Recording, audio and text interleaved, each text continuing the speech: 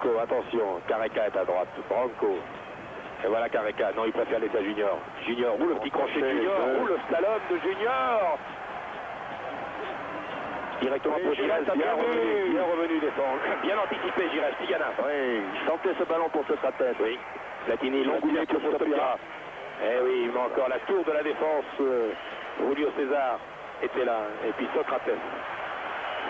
Explication avec Fernandez.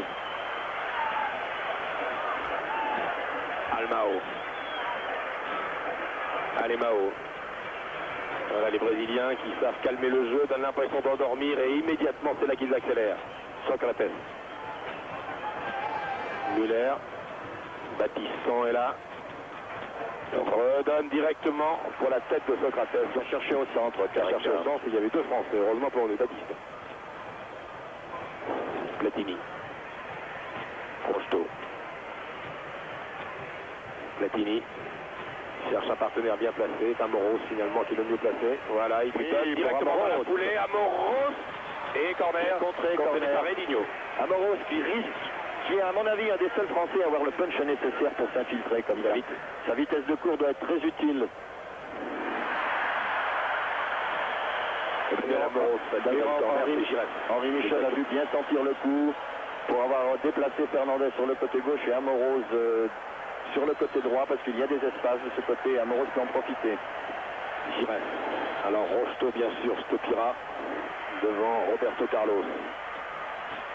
Tête de Yannick au-dessus. Bonne détente, Bonne détente, oui, car il avait... Pas facile d'en prendre une de la tête sur le Brésilien. 40 minutes de jeu. Je vous rappelle que le Brésil mène à la marque 1-0. But de Careca à la 16e minute. Edinho qui gagne quelques secondes.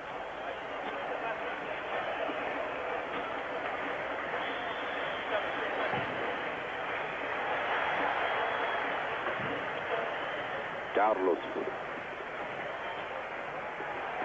Tussaud. Luis, Fernandez et Tigana. Et Amoros. Giresse. Voilà maintenant Manuel. Ouais, bien joué. Giresse. Rocheteau, tout ça très bien joué. Centre de Dominique. Oh, la balle est le but de Platini. Égalisation de Michel Platini. Michel Platini. Je vous disais que ce serait bien avant la mi-temps, c'est fait. Le centre de Rocheteau a été dévié par un défenseur brésilien et le gardien était pris à contre-pied. Égalisation des Français à 5 minutes de la mi-temps. Il s'est blessé, Stopira. Oui, qui a essayé de plonger pour essayer d'avoir le ballon de il est resté au sol. Regardez le ralenti, Stopira se précipite. Il heurte de plein fouet le gardien Carlos qui n'empêche pas Platini de marquer tranquillement ce but comme contre l'Italie. Un but partout. Espérons que ce n'est pas sérieux pour Yannick Stopira. Les soigneurs sont là. Garcia, le docteur Villac est venu également. Un but partout. Voilà qui relance ce match. Et avant la mi-temps, les Français ne se sont pas découragés et tranquillement, grâce aux montées de Amoros et sur ce centre là magnifique, Stopira n'a pu reprendre les balles de sa tête, mais derrière en embuscade il y avait Michel. Il a été dévié. Il a très bien gêné le gardien Carlos. Un but partout.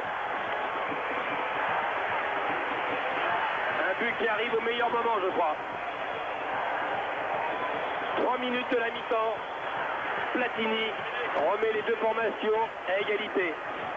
Quel match splendide. Ça devrait redonner confiance à Platini. Rocheteau tout seul. Rocheteau. Yannick lui fait des grands signes. Voilà, il est servi. Mais il y a toujours le grand Julio là, le grand Julio César. Très bien joué de la part des Français. Ils ne se sont pas laissés décourager, menés qu'il était depuis la 16e minute, ils viennent d'égaliser. Fernandez, ça fait du bien un but, ça donne des ailes, ça change tout dans la tête. Luis Fernandez. Stopira qui change complètement pour Amoros, décidément très offensif, très efficace. Il a du jus comme l'on dit Amoros, et ça depuis le début du mondial. Giresse. Tigana, Platini. Platini préfère redonner à Tigana, il est serré de près. Michel Fernandez. Il tente sa chance de très loin, là il aurait peut-être pu trouver une autre solution. Il y avait d'ailleurs un hors-jeu.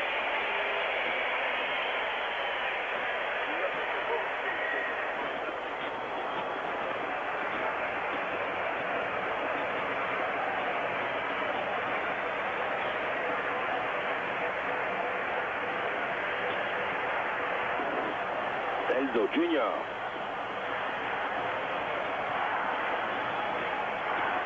Almao. Elzo. Branco, vous entendez la foule, le Guadalajara. Brésil, les orchestres de samba, des drapeaux. Et les Brésiliens, ils viennent d'encaisser un but, ils s'y attendaient pas. Ils menaient ce match à leur main. Et les Français ont laissé passer l'orage et ils ont égalisé par l'ami Michel, qui le jour de ses 31 ans aura fêté l'événement en marquant un but. Sans parler du but capital qu'il a marqué contre l'Italie. Stopira. Platini. Fernandez. Le Français calme le jeu. Platini.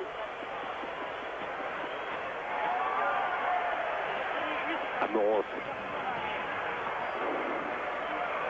La balle est destinée à Platini. Baptiston, loin devant pour personne. Rosto qui vient à toute vitesse, mais Carlos est le plus rapide. Et ça repart pour Branco. Les dernières secondes. Et c'est la mi-temps. Les dernières secondes, c'est la mi-temps. Ici, au stade de Guadalajara, à la mi-temps de ce premier quart de finale de la Coupe du Monde entre la France et le Brésil. Les deux équipes sont à égalité, un but partout. Platini a répondu à Careca qui avait ouvert la marque à la 16e minute. Je vous rends l'antenne à Paris. Je pense que Claude Sérillon est à Orly avec nos amis Rocheteau et Antenne qui se remettent maintenant, qui sont tout à leur joie avec leur famille. Un mini-journal spécial et ça s'impose compte tenu de l'importance de cet événement depuis Orly. Ici, Guadalajara. À toi Claude si tu m'entends depuis Orly.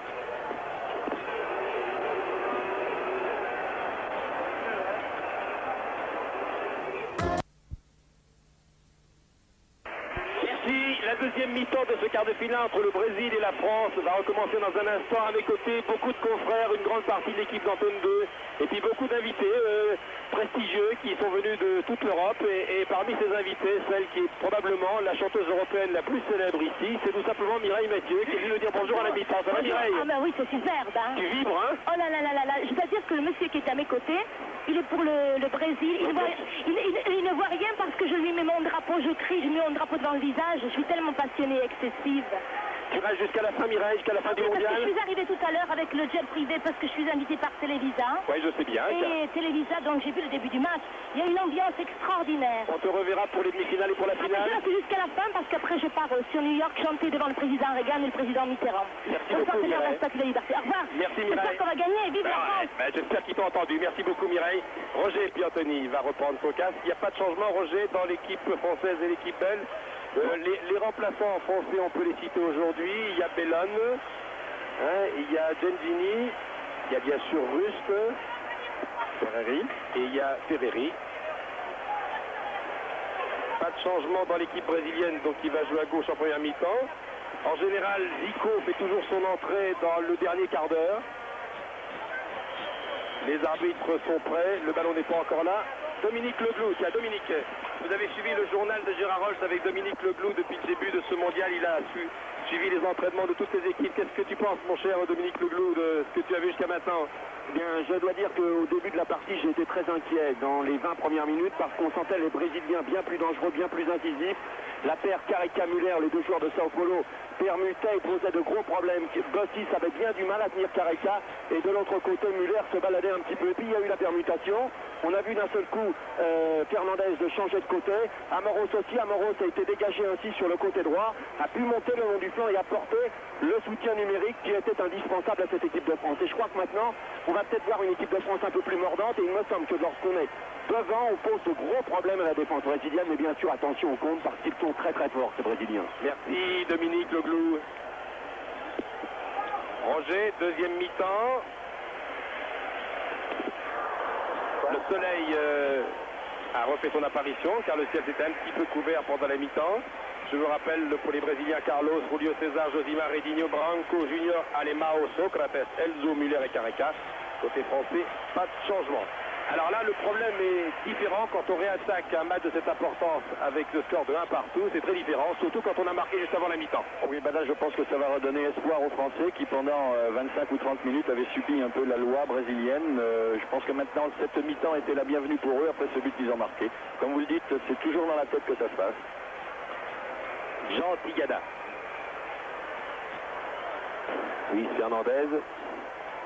Beaucoup plus à l'aise lorsqu'il a permuté, comme vous l'a dit justement Dominique Leglo tout à l'heure.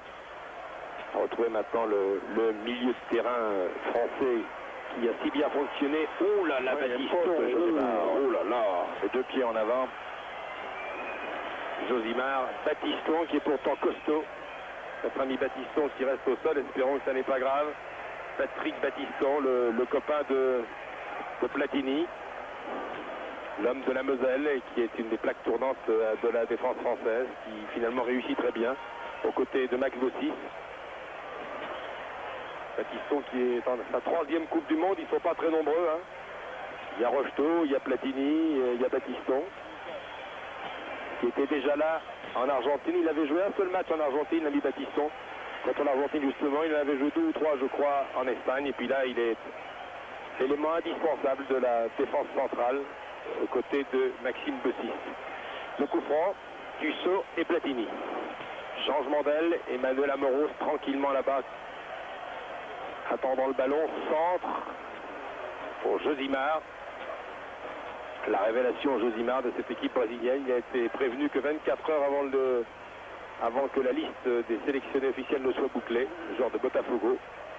Il a fêté sa première sélection ici, d'ailleurs, contre l'Espagne, début du mondial. Luis Fernandez. Oui, qui a repris sa position du début du mondial en plein centre du terrain, dans l'axe du but. Oh, la belle talonnade, j'allais dire brésilienne de Platini, mais Elzo est venu subtiliser la balle à Giresse qui ne l'a pas vu venir.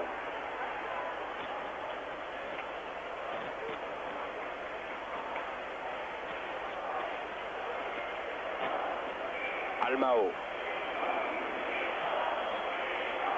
Elzo. Le public brésilien qui réclame Zico. Junior, tire de Zico. A préféré boxer cette balle. Parce que la balle était flottante quand elle venait en sa direction. Il a bien fait, Joël Batz, de dégager du point.